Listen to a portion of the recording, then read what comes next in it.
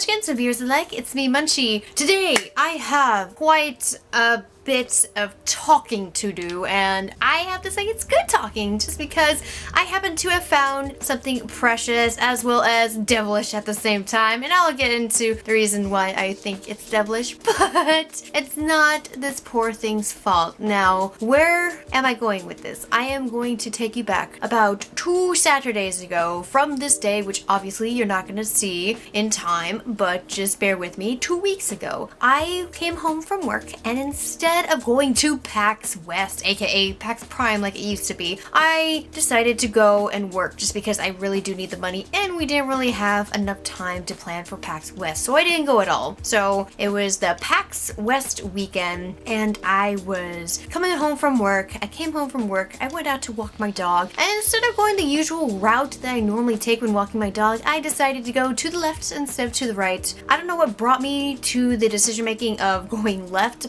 but since I actually went left, I stumbled across something that needed dire attention, and I found a stray cat. And I panicked. It was in the bush, but it looks like somebody had tried to help it. But of course, if you see a stray animal or an injured animal or animal that obviously looks like it's not doing well, you are to call the pound, you're to call the Humane Society, you're to call your local animal control officer. Obviously, in some areas you don't want to do that just because you know that they will take them to high kill shelters, but here in Washington State, we don't really have kill shelters. We do have the occasional killing in shelters, but we don't have a high kill shelter. So here in Washington, it's pretty good when it comes to saving pets' lives. And somebody decided to help this poor animal just laying there, not doing so well, laying on the ground as if it was injured. I was freaked out. So I went over and I started to look at the cat, and the cat is just like not really moving. And this is a black little kitty, and she's got amber pumpkin eyes. So I decided, even though I was walking my dog, I had my dog with me, I put my dog off to the side,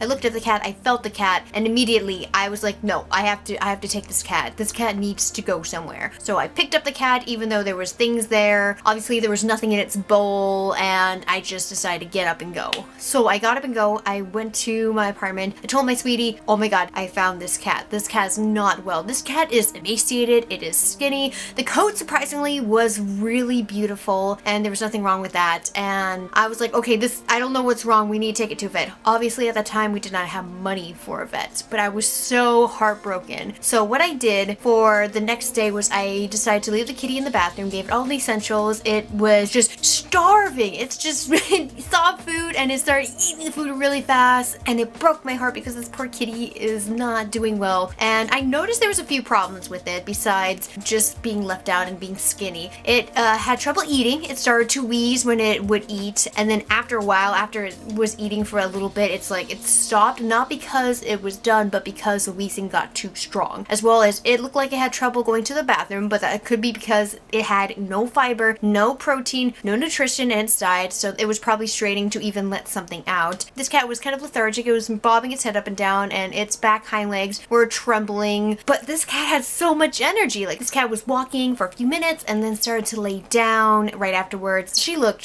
tired, she looked drained, she didn't have anything in her, but she was still very energetic for such a skinny cat. Now you guys know that my little kitty Mouser, when I had her after my mom mistreated her and did not give her flea treatment and the fleas were sucking her to death, my cat was more at death's door than this cat. My cat Mouser was like a 2 out of 10 at death's door, whereas this cat was, I want to say, a 4 out of 10. It wasn't in extremely bad shape, but it was just really skinny to the point where the shoulder blades were rubbing up against each other, and it was just skin and bones. I did not feel any muscle at all. No fat, no muscle, there was nothing. But this cat at least was able to walk and use the restroom on its own. Mouser, on the other hand, she could barely lift her head. This cat could at least do that. So I went to Petco. I decided to get supplement nutrition, you know, like the real milk, but it's a supplement milk for cats. I got that for it. Loved it, super loved it. Had a really healthy appetite, and there was nothing else wrong with it, but I needed to find a way I can get my kitty to the vet. So because of my amazing Twitch community, me, my munchkins, they decided to put money together, and I put a goal together to raise up at least, my beginning goal was 200, but then I raised it a little bit higher because I then was able to talk to a vet and they were afraid that the money would be too low, so I tried to increase it. So we were able to raise in a week's time up to $400, so I'm super happy because it turns out I actually did need a lot more than $200. So I took the cat in on Friday. Now I found it on Saturday, so Sunday, Monday, Tuesday, Wednesday, Thursday, and Friday. That's how many days it took for me to get it to the vets. Good thing I did because I was just very afraid of, you know, what would happen to it. When I took it in, I had a little bit of a vet problem, and I'll probably talk about this in another video. But I took the cat in and I actually found out that she has a thyroid problem. I had to do a ton of blood tests, and all the blood tests for like feline immunity virus, which I was very scared of because I've been separating her from my other cats because like HIV in humans, the human virus, FIV is really deadly to other cats. And if the other cats pick it up, it shortens their life a lot. Now, still, there's cats that can live peacefully with FIV, but they need to be separated from other patients or other cats. So I was worried about that. Turns out that those tests were negative. Everything else was negative, even the kidneys. They thought that she had kidney disease because she was just, her kidneys are tiny apparently. But they said that her kidneys actually look good. Her liver was slightly elevated, but it's not bad. But it turns out she has a hyperthyroid,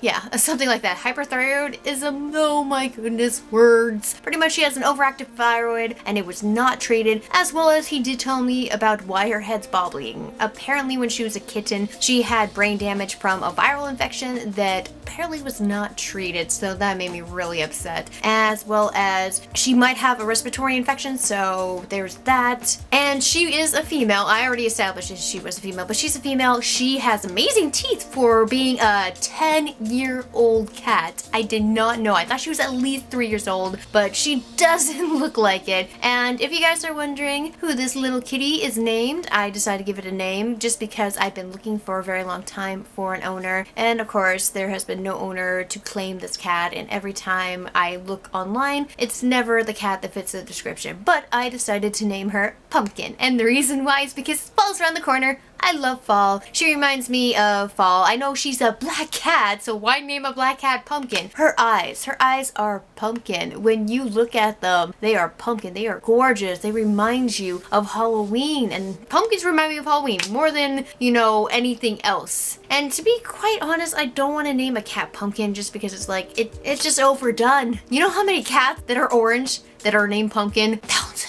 Lots of them. So I'm not gonna be like one of those people. I'm gonna be like, okay, this cat, black cats, witches hats, broomstick riders, mice and rats, yes, yes, yes, yes, yes. Halloween. Pretty much Pumpkin is the spirit of Halloween. I decided just to name her Pumpkin, and she's been a troublemaker for me. I absolutely hate it because this cat is litter trained, but as well as not litter trained, or maybe something's going on. We didn't take a urinary test, but I might want to take a urinary test. But she's just been pissing everywhere. She's been pooping everywhere. Right now, actually, she diarrhea underneath my computer table. That's the third time she's gone under there and actually gone to the bathroom, and it's really upset me because she knows how to use a litter box because she's going in these places now. As you guys know, from just moving to this apartment and me telling you guys that we moved into a piss-ridden apartment where it's just cat piss and cat smells everywhere, and even when we got the new carpet, we can still smell the piss and urine in the walls, on the floor. Even with the new carpet, it's so insane. But she must have smelled it because all the piss is by my radiator, which she started pissing around, and underneath my computer table. So that is why. So it's not really her fault, but she's just marking her territory because obviously there's just so many overwhelming smells. So I've just been trying to keep her in the bathroom. She sleeps in the bathroom. She's okay in the bathroom. She has all of this stuff in the bathroom. She's been loved ever since she's gotten here, and I've given her nothing but support. I've been doing so much for her, and if I don't find an owner, I will definitely like to keep her, or else I know of another person who would love a little kitty since their kitty passed away in December. But anyways, back to what's going to happen since she's got a thyroid problem. We're putting her on medication. It's not that much a month. It's supposed to be around $30 a month, but they say that this is effective, but we always gotta recheck with blood tests, and blood tests cost a lot. So that's what is scaring me because in a little bit I will have to go back and do the same blood test again. So that's gonna be money, or a one-time very successful chance of getting rid of it entirely, radiation therapy on her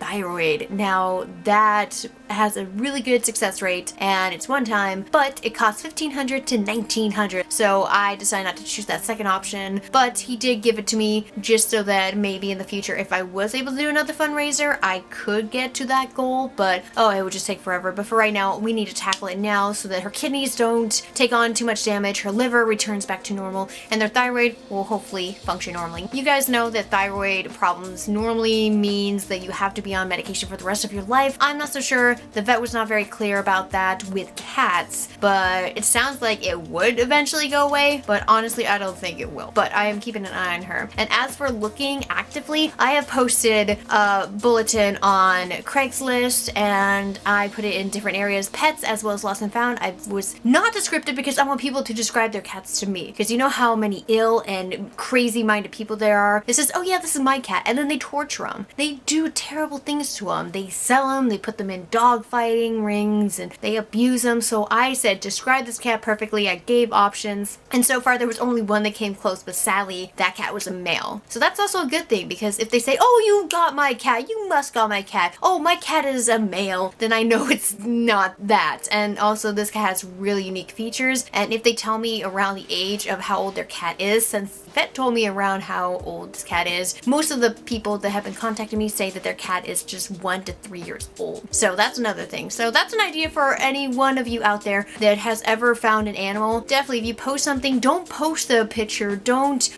go into details about the cat, just say like the color of the cat and to please describe it. Otherwise, somebody could be faking it.